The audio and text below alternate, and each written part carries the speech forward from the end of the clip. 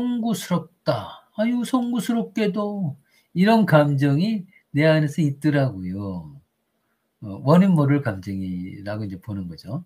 이건 도대체 내 자리가 아닌 자리에 있어서 드는 그런 감사한 마음과 불편한 마음이 함께 있는 것 같습니다.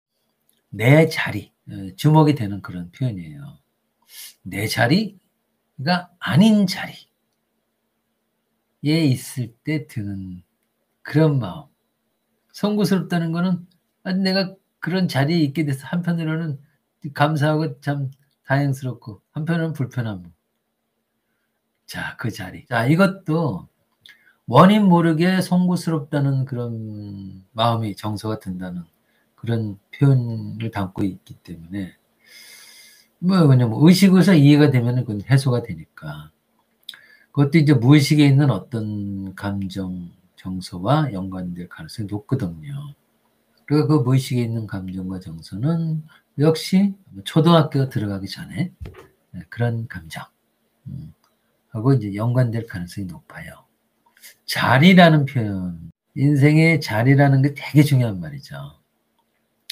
사람은 어느 자리에 있는가에 따라서 그 사람의 정신성에 되게 많이 영향을 받게 돼요. 그 자리에.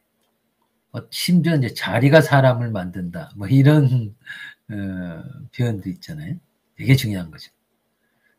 그 자리를 평생 못 가진 듯한 느낌 때문에 살아있는 듯한 안정성을 전혀 못 느끼고 살았어요. 저는 나이가 60이 가까워졌는데요. 이런 표현하시는 분들도 적지 않았어요. 열심히 노력을 했는데도 내 자리를 만들려고 그렇게 노력을 했는데도 내 자리가 이상하게 꼬여서 결국에는 자리를 잡았다는 느낌을 못 갖게 되더라고요. 이런 표현하는 분도 적지는 않았어요. 뭐 많다 이런 표현하기보단 적지는 않았어요. 이렇게 자리가 중요한 거예요. 뭐 정신분석에서 주목하는 자리는 뭐 사회는 정치나 무슨 사회의 어떤 자리하고는 좀 질감이 다르죠. 가령 뭐 너무 단순화시키면 좀 사실은 재미는 적은데 이게 상징으로 좀 이해를 한다면 아버지의 자리, 어머니의 자리. 그 자리라고 하는 것이 갖고 있는 어떤 안정된 포지션이 있거든요. 그리고 이 세상 그 누구도 대체할 수 없는 나 누구누구의 고유한 자리. 락강 학파에서는 대타자의 자리 이런 표현도 써요. 대타자는 거대한 타자라는 뜻이고 거대한 타자라는 것은 말로 또는 그 이미지로 표현할 수 없는 표현하기 힘든 그런 어떤 대단한 농축된 어떤 에너지를 발산하는 그런 자리라는 뜻이 그래서 거대한 타자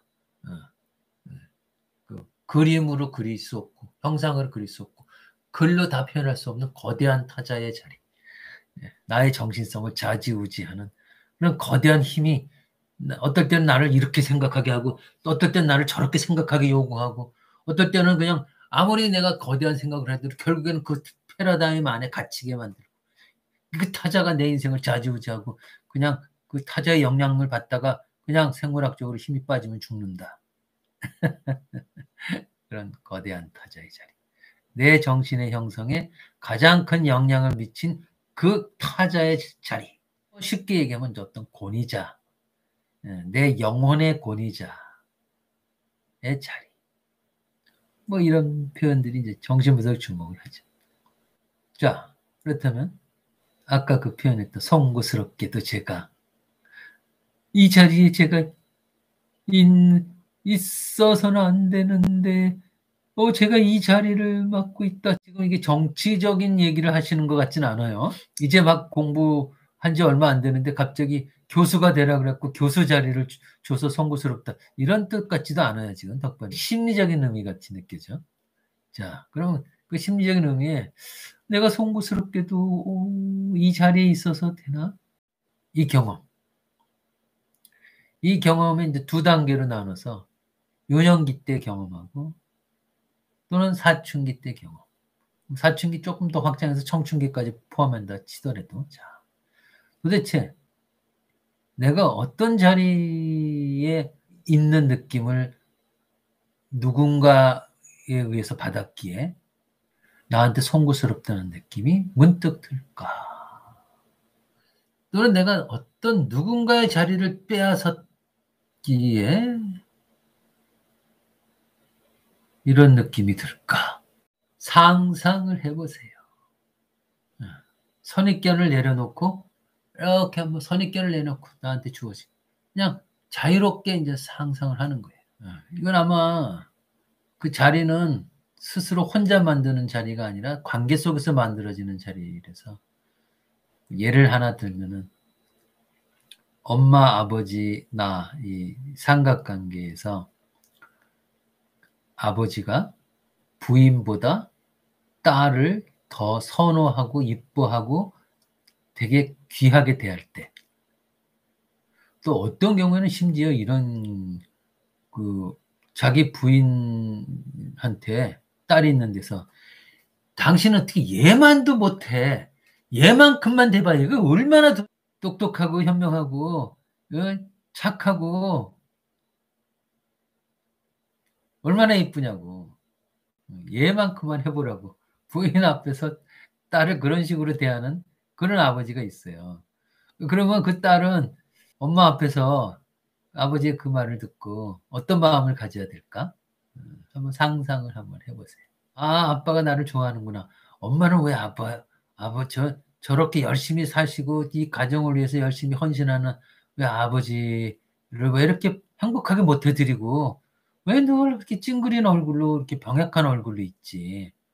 나는 아빠한테 얼마든지 좀 기쁘게 해드릴 수 있고 최선을 다할 수 있는데 엄마는 왜 저렇게 부족해 보여? 이런 마음을 갖는 경우도 있어요. 여러 아버지가 그렇게 그 딸을 편애할 때 마치 그 딸이 그냥 자식이 사랑받는 자식으로서 엄마한테 아빠한테 골고루 있는 게 아니라 갑자기 자기가 되게 엄마의 자리를 이렇게 아버지에 의해서 차지한 듯한 느낌을 받을 수도 있고, 생각해서는 안 되는데 상상 속에서 저 자리에 내가 있었으면 좋겠다라고 상상한 적이 있기도 하고, 그 상상한 것에 의해서 역효과 나중에 도덕교육을 받거나 이랬을 때 자책감을 갖기도 하고 불편감을 갖기도 하고, 나를 대우해줘서 좋긴 한데 아니 내가 이래서 되는 건가? 민감한 오디푸스 시기에 일어나는 심리적 에피소드의 하나의 장면이기도 하고 그래요. 자리는 여러 가지예요. 자리는 여러 가지. 여러 유형이 있는데 가령 그 뿌리는 뭘까? 혼이 날까봐 먼저 송구스럽다고 하는 것 같습니다. 아, 이런 표현도 상당히 오케이. 들키면 혼이 날까봐 송구스럽다고. 또는 들키면 무섭게 처벌받을까봐. 그 처벌을 누구한테 받는가는 이제 불특정일 수 있어요. 왠지 무서운 처벌이 나한테 내려질까봐. 먼저 송구스럽다고 이제 착 나는 그런 사람 아니라고 이렇게 하는 그런 수도 있죠. 이 표현 아주 잘해주셨네. 아이고 참 텃밭님이 거기 공명하는 또 표현을 하셨네. 요즘 꿈에서 엄마 아빠가 연상되는 사람과 저와의 관계를 나타내는 꿈을 꾸고 그런 꿈을 꾸고 나면 불안이 밀려듭니다. 그래서 저와 아빠로 생각되는 어떤 꿈속에 있는 사람과 뭔가 친밀한 관계를 맺으려고 하는, 그럴 때 엄마로 연상되는 어떤 대상이 이미 그 나의 어떤 의도를 알고 있는 듯한 모습으로 이렇게 해서 뭔가 되게 불편한 상태로 꿈을 깨곤 합니다. 정신분석은 이런 표현을 하신 분들이 어떤 개인사적인 어떤 배경을 알고 있어야만 거기 조심스럽게 이건 이렇다, 이건 이렇다 이렇게 설명을 해줄 수 있는 건데, 이게 지금 우리가 이제 그렇게 개인사, 특히 유년기 어떤 사, 또 가정사, 이런 거는 이제 상세하게 알 것을 이제 전제로 하진 않기 때문에 일단 이제 교육 차원에서 얘기하는 거예요. 이제 분석 차원과 조금 질감은 다르지만. 그래도 표현을 참 어떻게 이렇게, 여러분이 나는 얼굴로 볼 수 있어가지고 뭔가 나한테서 뭔가 느껴지는 것을 곧바로 이제 표현해서 그런지 소통이 뭔가 이렇게 잘 되고 있는 것 같아요. 이게 전형적인 오디푸스급이고, 아까 내가 설명한 그런 그 엄마, 아빠, 딸 사이에 그런 어떤 짙은 관계, 아빠의 사랑이 뭔가, 짙게 느껴졌던, 또는 엄마한테서 뭔가를 받고 싶었는데, 뭔가 관심과 애정을 많이 받고 싶었는데, 엄마가 어떻게 나 아닌 딴 대상한테 관심을 많이 쏟거나, 뭔가, 병약하거나 뭔가 이렇게 마음이 어떤 무거워서 온전히 관심을 주어지지 못할 때, 그럴 때 아이가 엄마한테서 받지 못한 것을 보상받으려고 하는 차원에서 아빠한테 더 많은 걸 기대하게 되고, 아빠하고 더 많은 이렇게 좋은 관계를 맺으려고 이렇게 이제 본능적으로 그렇게 이제 노력을 하게 돼요. 그런 아이의 그 태도에 또 아빠가 반응하듯이 또 아버지라는 존재한테는 딸은 정말 거의 본능적으로 이뻐 보이는 그런 실존적 그런 존재예요. 대상이고.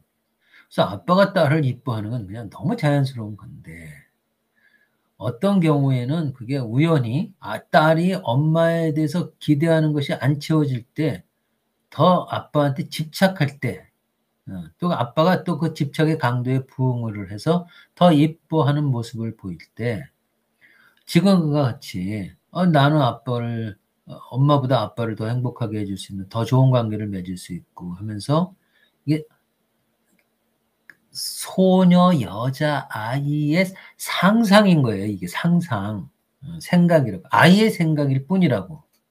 그거는 도덕적인 옳고 그름의 대상이 아직 아니에요. 도덕적인 옳고 그름은 이게 이제 사춘기가 시작될 무렵, 그때서부터 이제 적용을 하는 거거든. 그러니까 자유로운 본능적 생각이라고, 어떤 결핍을 채우고자 하는.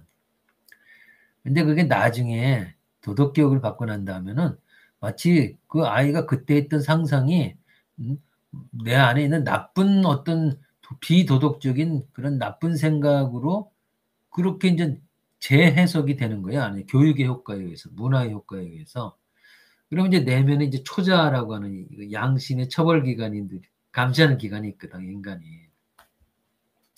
그러니까 그 처벌하는 기관에 의해서 나의 부도덕한 뭐가 드러난 것이냐, 드러나서 처벌받을까봐 두렵고, 이런 사실이 엄마 아빠한테 알려진다라고 하는 건 상상만 해도 끔찍한 거고, 그 사실 너무 자연스러운 어릴 때 딸의 그 욕망인데, 그게 사실은 나이를 먹지 않은 채로 그냥 내 안에서 이제 작동을 하는 거예요. 사실 그 자체로 도덕적으로 전혀 문제가 없었던 상상이라고. 그래도 그게 이제 인간이라는 존재가 그게 영향을 미친다, 어떻게 그게. 무의식에 들어간 거는 안 변하잖아. 무의식에서 작동을 하니까. 아까 그 유치하고 아이 같은 목소리라고 할 때 무의식에 들어가는 순간 나이를 먹지 않아 가지고 계속 죽을 때까지 같이 있기 때문에, 소화할 때까지. 그래서 마치 내가 엄마 자리에 있는 듯한, 아빠의 진짜 가장 가까운 파트너인 듯한 그런 환상과 욕망과 이런 것을 한때 가졌을 수 있는 거야. 그게 그 자체 나쁜 게 아니라고. 오히려 더 그것 때문에 더 훗날 그런 거 아니라고 하는 반작용으로 더욱더 도덕적인 삶을 경직되게 사느라고 인생을 못 즐기는 사람도 많아요. 그런 꿈까지 꿨네. 엄마가 이미 알고 있다면, 아, 이거 엄마가 나 때문에 저렇게 불행해진 거 아닌가. 자책을 또 하게 된다고, 거기다가. 참, 임상에서 참 많은 사례들이, 이런 것 때문에 시달리는 분들이 지난 한 25년 동안 내가 적지 않게 봤는데, 오히려 그분들은 현실에서 누는 게 별로 없는데, 상상 속에서 한때, 아빠한테 그 누렸던 그것 때문에 너무 많은 인생을 영향받으면서 조심스럽게 삶을 사느라고. 보통 사람보다 즐길 것도 별로 못 즐기고 민감한 상태로 지낸 경우가 많아요. 마이스네일 님이 지금 텃밭님이 이 표현한 것을 보고 텃밭님의 꿈 내용과 비슷한 감정을 현실에서 제가 느꼈던 것 같아요. 눈치 보이고 두 분 사이에서 우물쭈물하던 아이가 떠올라요. 아니 그게 정말 너무 자연스러운 거라니까. 응, 텃밭님이 어이 감사하다는 표현을 했네. 이 도덕적 초자의 처벌적 불안이 제 안에 있는데 여기 그 정신분석 하시는 선생이 괜찮다고 말씀해 주신 것 같아서 숨이 쉬어진다라는 표현을 쓰네. 아이고 숨이 쉬어진다는 표현이 아이고 참 깊은 표현을 썼네. 숨이 잘 안 쉬어질 정도로 살았다는 소리잖아 그러면. 이게 사실은 정신분석 임상에서 보면 어린 시절에 경험했던 그 참 좀 민감한 시기에 저희 이제 엄마 아빠 사이 딸 사이 어떤 묘한 애정의 어떤 그 체험 질감 그 사이에 아이라고 하는 존재에 대해서는 사람들이 큰 어떤 많은 어떤 그렇게 깊이 있게 생각하지는 않으니까 그렇지 정서적으로 얼마나 예민한 것들이 다 작동하고 이 여러 가지 좋았던 같이 목욕도 하고 포옹도 하고 별일이 다 있잖아. 어린 아이하고 같이 얼마나 친밀하게 지내는 사이야. 이게 사실은 알고 보면 세상에 그렇게 가깝게 접촉했던 그 아버지, 딸, 엄마 세 사람 가족까지 같이 목욕도 하잖아 이렇게. 그게 보통 가까운 관계가 아니라고. 그런데 이게 인간이 이제 자라면서 정신교육을 받고 문화교육, 도덕교육 받으면서 어린 시절에 그 경험했던 그런 것이 어느 순간 오디푸스 컴플렉스라고 하는 프로이드 정신분석 교육원의 그 과목을 텃밭님은 꼭 보세요. 숨이 잘 안 쉬어질 정도까지 이런 표현을 했다면 그 과목을 보시면 꽤 그래도 이해를 할 거예요. 내가 이런 분들을 정신분석 임상에서 되게 많이 접하게 되고 되게 안타깝고 되게 안쓰럽고 도와주고 싶고 여러 가지 어떤 정말 경직되게 그렇게 살아요. 살아오고 그 욕망과 그 환상과 그것이 계속 걸려 있어 갖고 소화가 안 돼서 마치 엄마한테 일어났던 불편한 것도 자기가 그냥 다 자기 탓인 양 타인의 시선을 늘 의식하고 드러날까 봐 조심하고 누릴 것도 별로 잘 못 누리고 그런 경우 참 많아요. 아유 도덕적 처벌 불안 그게 어마어마한 괴력을 지녀가지고 준엄한 장점도 있지만은 세상을 이렇게 바르게 이렇게 중심을 잡게 하는 그게 과도할 경우에는 참 편안한 인생의 어떤 자연스러운 본능의 질감을 완전히 눌러버리고 어마어마해요. 사실은 내가 그 전공 박사 논문을 썼거든. 초자의 그 괴력에 대해서. 잘 표현해 줬어요. 잘이라는 말이 되게 중요한데 텃밭님의 그 도덕적 불안하고까지 들으니까 숨이 쉬어지지 않을 정도라면은 멜라니 클라인이라는 여류 정신분석가의 우울적 자리라고 하는 자리가 또 있어요. 그 프로이드 정신분석 교육원의 클라인 강의에 거기 보면 그 우울적 자리 이제 얘기를 하는데 텃밭님이 오디푸스 자리뿐만 아니라 우울적 자리에 같이 고착되어 있는 부분이 있다고 내가 짙게 느껴지네. 지금 이 순간은. 그게 뭐냐면 짧게 얘기하면은 우울적 자리에 걸려있는 아이는 엄마가 뭔가 행복하지 않은 표정을 칠 때 엄마를 회복시켜 드리고 싶은데 자기가 애를 쓰고 그렇게 효녀 노릇을 해도 엄마가 별로 이렇게 차도가 없을 때 한때 내가 엄마를 원망한 적이 있었던 어떤 경험이 있어가지고 그 엄마를 한때 원망했던 그걸로 인해서 엄마가 저런 건가? 하고 자기 탓을 하는 거예요. 사실은 엄마는 다른 수많은 다른 그 윗사람들과 그 다른 것들 뭐 처리하느라고 막 뭐 부부관계 또 여러 가지 스트레스 있고 전혀 그 딸 때문이 아닌데 뭐 딸 때문이 요인이라면 한 뭐 5% 정도나 될까 말까. 다른 거 신경 쓰느라고 안 행복하고 엄마의 또 부모 관계에서 또 축적된 여러 가지 그 스트레스도 해결 안 돼서 어둡고 그런 거를 자기 탓인 것인 양 착각하는 거죠, 아이가. 근데 그 우울자리에서 그 마음이 고스란히 요 안에 이렇게 소화 안 된 채로 이렇게 들어가 가지고 오디푸스기의 그 경험을 할 때 그게 그 추가로 밑에서 또 작동을 해요. 그래 갖고 아빠가 사랑해 주면 그걸 즐기고 좋아하면서도 엄마가 불행한 것에 대한 또 자기 탓을 엄청 심하게 한다고. 예. 그래 갖고 나중에 뭐 엄마가 세상을 떠나거나 엄마가 좀 완전히 뭐 불행에 아주 병약한 상태에 있거나 아프거나 이런 것들 것까지도 마치 자기 탓인 양 자기 한때 뭔가 '내가 나쁜 짓을 해서 저런 건가?'라고 해서 영향을 받는 거야 이게. 그래 갖고 이 우울자리에서 그 아이가 항상 자기 탓하는 거 하고 오디푸스 시기에 뭐 좀 사랑을 좀 더 제대로 아빠한테 받아보려고 막 노력하던 그 딸과 아빠 사이에 어떤 좋았던 그 흔적이 '이것도 엄마를 힘들게 한 건가?' 뭐 해 가지고 두 가지가 결합이 돼 봐. 그러면 숨이 막힐 정도로 세상의 시선에 아주 그냥 좀 혹이라도 단점이 보이면 어떡할까 노심초사하면서 삶을 살게 되는 그런 삶을 살게 되고 숨조차 제대로 편하게 못 쉬는 상태가 되는 거지. 실존적인 내면 표현의 언어들을 아주 잘 해 주셨네.